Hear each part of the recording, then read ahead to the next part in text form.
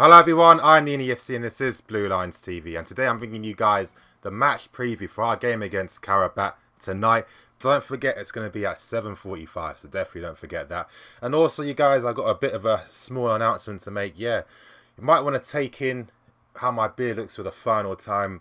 Today I will be shaving this bad boy off, and yeah, I'm thinking, you know what, I've had this for like a year now. I've got to change it up a tiny bit now. I can't just be keeping the same beard, so instead I'm going to be going for a goatee moustache, because obviously I'm going on holiday on Thursday, but don't worry, I'm going to have a lot of videos prepared and they'll still be coming out, so I've got everything under wraps, so you guys don't worry about missing out on content. But anyway, getting straight onto the match preview. Of course, if you guys haven't seen my video on who Qarabag are, I definitely suggest afterwards watching that to really get an idea of how the team are, their history, how they play, and who some of their best players are. But yeah, getting straight on into the match preview, and it's going to be a fun game today because it looks like there's going to be quite a lot of rotation with the team. Now, of course, I have a feeling Caballero could play, potentially. To be honest, I don't see why he should. I think Courtois should honestly play in goal. Even though Qarabag are a small team, I still think we can't underestimate them completely. They're going to be playing with a lot of pride and passion tonight and a lot of desire and heart. So we definitely can't get complacent and not take that, into account. So I would start with Courtois. Then of course the back three. Yeah, it looks like looks like the captain Gary Cahill is going to be making his, I can't even say long-awaited appearance. He will be making an appearance today, and it looks like the boy wonder Christensen will be playing in the middle. It's going to be a very good account for him. Of course, Christensen's played a lot of Champions League minutes of the past 2 seasons, and he's comfortable with this level. He's used to everything. Nothing faces him. He's played much bigger teams and much more difficult opponents, and he's done pretty well in most of those games. So it's going to be good to see him play with full responsibility. I think in a game like this today, he will be allowed to maybe push up a bit more and really show what he can do on the ball, because with Christensen at Borussia Mönchengladbach, he was the one in the middle who was actually allowed to push up and push into midfield and make runs into the box. At Chelsea, Conte prefers that Azpilicueta, that guy on the right, who pushes into the midfield and starts attacks, as we've seen recently with the assists that he's made for Morata for his headed goals. But of course, Christensen, I think he can do that to a much better capacity, because I think he's better on the ball. And he's a goal threat as well. He's been getting 3-4 goals per season at Borussia Mönchengladbach. So it would be something interesting to see in the future.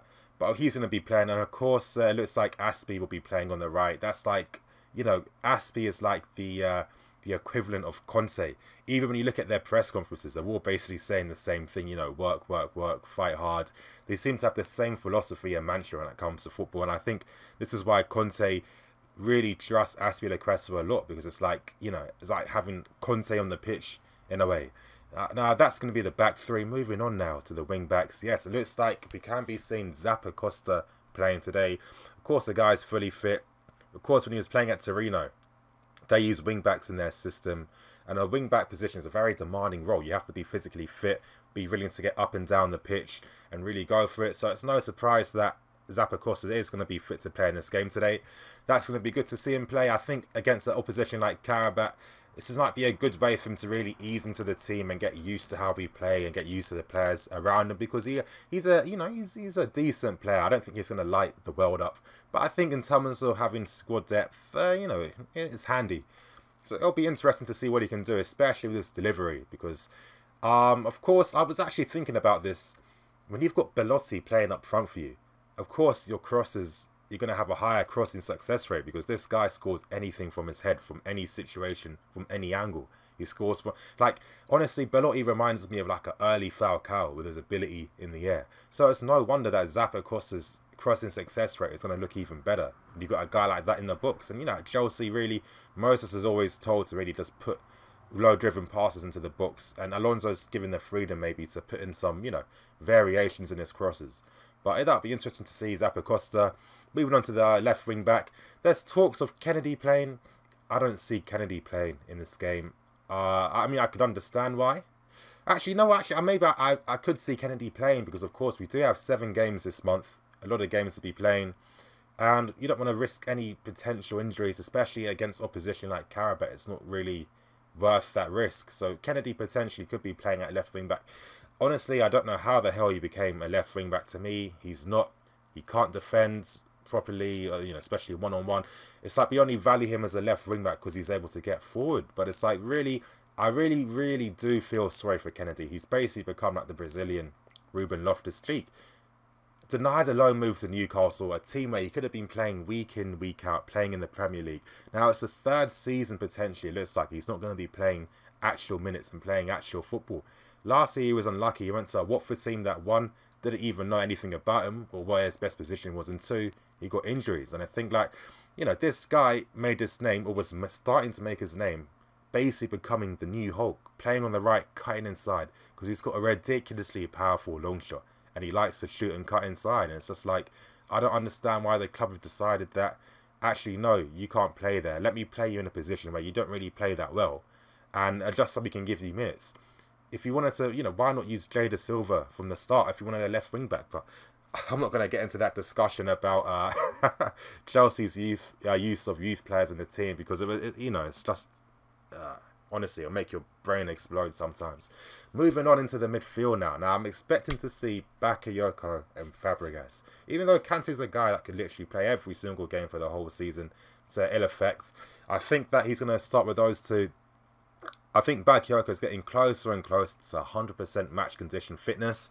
And I think this game today with him and Fabregas will be good, because I see Bakayoko acting as the ball-winning midfielder, getting those balls in, winning the ball off Qarabag players, releasing it to Fabregas.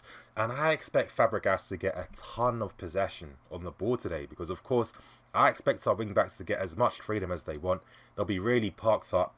And, of course, when our wing-backs push up, that means our midfields can get on the ball. And when our midfield get on the ball, that means Fabregas will get more touches, and he has the ability to dictate proceedings and really start dictating how we play, setting the tempo and creating and fashioning the chances.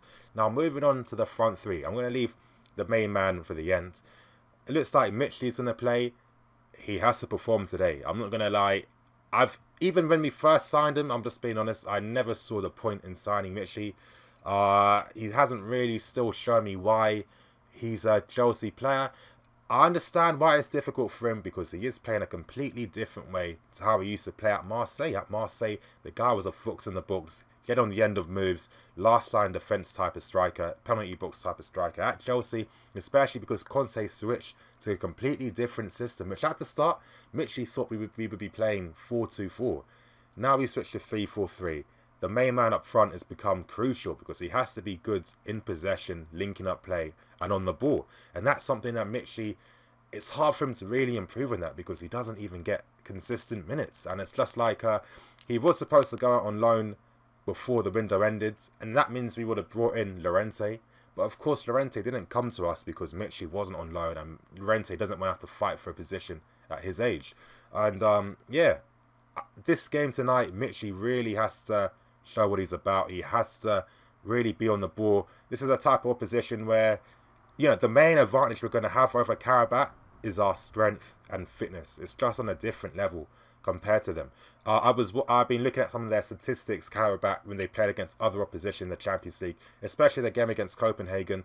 And Copenhagen ran 3-4 extra kilometers in each of the legs that they played. So that shows you the difference in terms of the fitness and stamina, how much they can last, because it's just a different level compared to the Premier League. And I'm thinking, you know, Mitchley has no excuse today to not really be on the ball. He's going to have excellent support around him. He's going to have MUSONDA and Willian beside him, plus all the freedom as well. So I'm expecting a big performance today. And if he isn't, then, you know, he's really sealing his future. Now, moving on, of course, Willian's going to play. Like I said, he's been improving. He's been getting better. I've been happy with that.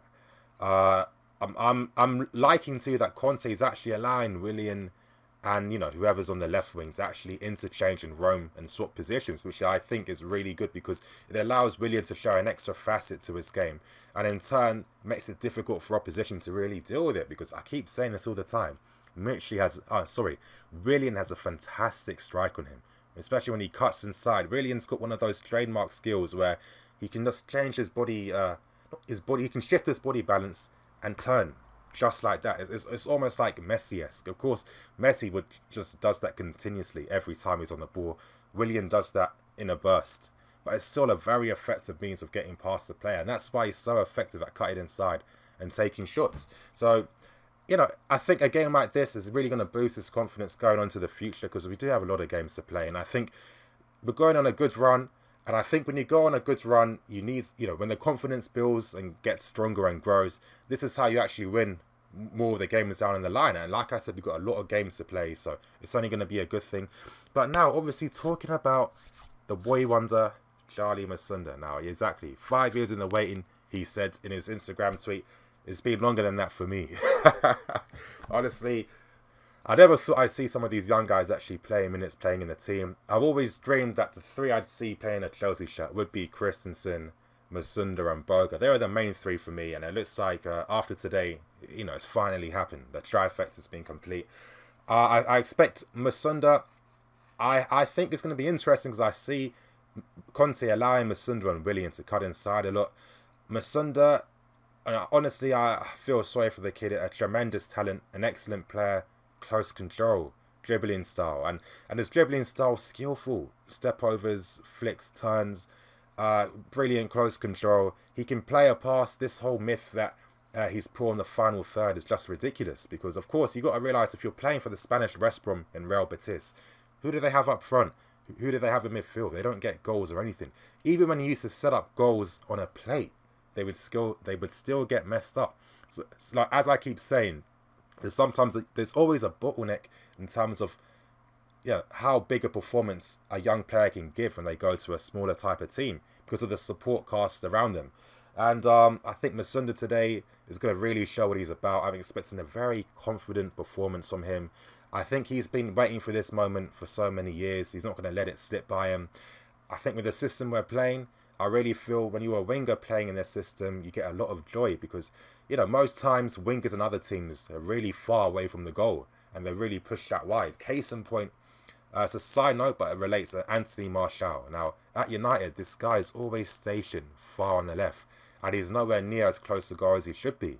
If he was at Chelsea, it'd be a different story. And this is why our wingers have more joy, because they get to make those runs centrally. They get to play closer to the goal. They get to have chances for themselves and goal-scoring opportunities. And I think that's what really helps them. And I think MUSONDA's going to have that possibility tactically to really show what he's about and what he can do.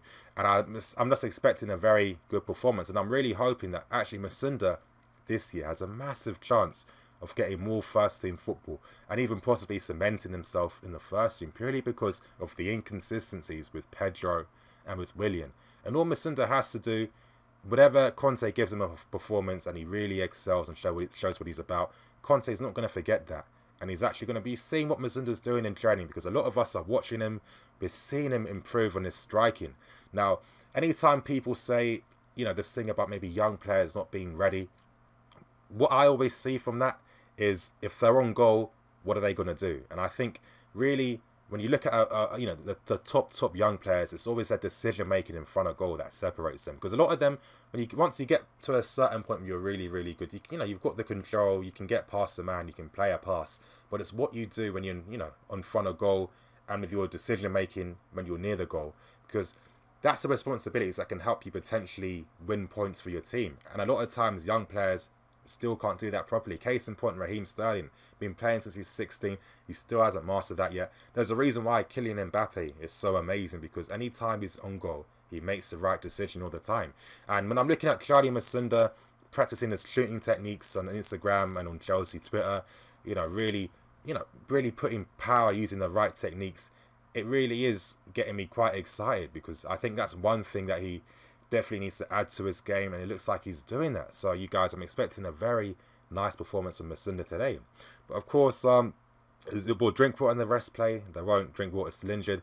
I'm expecting Hazard will play later.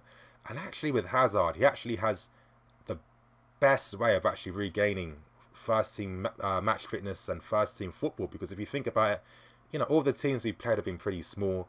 He managed to have that kind of pre-season when he went with the Belgium national team for the European qualifiers, playing against the likes of Gibraltar and other small teams. And now, you know, our first game in the Champions League is against the Azerbaijani champions It doesn't get better than that for Hazard to really get his full match fitness back in the safest conditions possible. So we're getting closer and closer to a fully match fit Hazard, and I'm hoping that on the Arsenal game, which I'll be doing the preview for later this week, is when he really gets his first start, and it's going to be an exciting game. But anyway, I'm just going to end off with how Qarabag are going to play. Now, a lot of you guys had watched the video I did on them last night. Now, like I said, they are known as the Barcelona of the Caucasus, but again, they're not a slave to their philosophy. They will adapt, especially away from home. Like I said, when they played against Copenhagen at home, they dominated proceedings, 60% possession, peppered them with shots, had 16 shots, like 8 or 7 on target, and to Copenhagen 6. Really, but when they went away from home, they proceeded in a more counter-attacking fashion to really keep spaces closed in the middle, and they were relying on, the fast transitions on the counter. So expect a very defensive counter-attacking performance from Qarabag tonight. Expect a lot of fight and desire too. They will be providing that as well. But I feel that as the game goes on, I feel like that as their attackers will become isolated, I expect them to maybe even start with a 4-5-1 to really try and flood the midfield and try and stop some of our runners and keep themselves tight in the core. But like I said, as the game goes on, their strikers up front will get tired, they'll become more isolated, and then it's just a matter of, how clinical we are in front of goal. And that's one of the main things, it was the issue recently, is how clinical we are in front of goal. Another thing I'm hoping for, a bit of a sunner, but I'm hoping Morata does make a substitute appearance. I don't see Mitchell playing the whole game. I'm not even expecting him to have a great game, in my opinion. But I'm hoping Morata plays so he can finally score a goal with his foot. And I think against Qarabag, that's his best opportunity and chance of actually doing that. And I can imagine the whole stadium just erupting when he scores his first goal with his foot. So that's going to be interesting. But anyway, you guys, like I said, this game today, we should be paying respect to Qarabag. It's an amazing achievement for a team, first team from Azerbaijan to qualify for the Champions League. It's been a long work in progress. For the past couple years, they've been getting closer and closer in Europe, progressing further and further, and they finally reached their target of making it into their Champions League. So it is a very historic moment for the club and the people of Azerbaijan. So obviously, respect to them. But you guys, I'm going to end the match preview now. I'm going to give a score prediction. I'm going to go for 3-0. Now, I'm realizing that sometimes I go for scorelines higher than they should be, and then when I watch the game, it's like it easily could have been 4-0, like I said. But then it's just like, how clinical are we in front of goal? That's always going to be the bottleneck when it comes to these predictions. But I'm going to go for 3-0. I'm expecting us to dominate proceedings. I'm expecting Fabregas to get a lot of touches on the ball. And I expect Qarabag, the big thing is they're definitely going to tire off, especially in the second half. So I wouldn't be surprised if we start scoring more frequently from the 70th minute onwards, especially when they see Hazard coming on. It's just going to stretch them even more and tire them out even more. So it's going to be a very convincing win today. Anyway, you guys, thank you for watching my match preview today. Sorry I had to make it today. Obviously, I released 2 videos yesterday. I couldn't release 3. I didn't want to, mix up all the videos together. So I separated it here. I will be bringing a match review probably sometime around 11. Obviously, I'm going to the game, then I need to travel back, so it could be 11, 11:30. So definitely stay tuned to me on Twitter. If you haven't followed me on Twitter, honestly, it's the best place to do it. It's not hard. Go in the description below. You'll see a link straight there. Follow me. That's the best way to know when live streams are going to come out, when schedules are coming, to be able to talk to me, to DM me, interact. It's the best place for that. Anyway, you guys, I'm Ian FC. This is Blue Line CV. Thank you for watching my match preview, and I'll see you guys later. And of course, take one last look of the beards, because after today, it's finito. It's gone. Vamos. So, I'll see you guys later.